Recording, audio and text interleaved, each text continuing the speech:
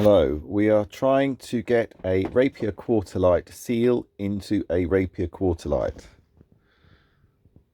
That's the seal, and that's the quarterlight with a seal in. This is the Nearside and is slightly a poor fit, can't be helped. You have to use a Stanley knife to cut this piece off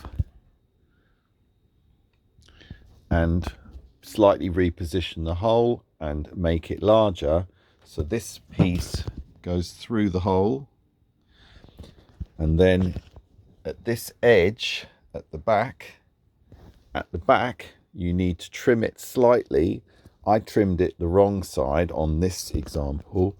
You need to trim it on the correct side, which is here.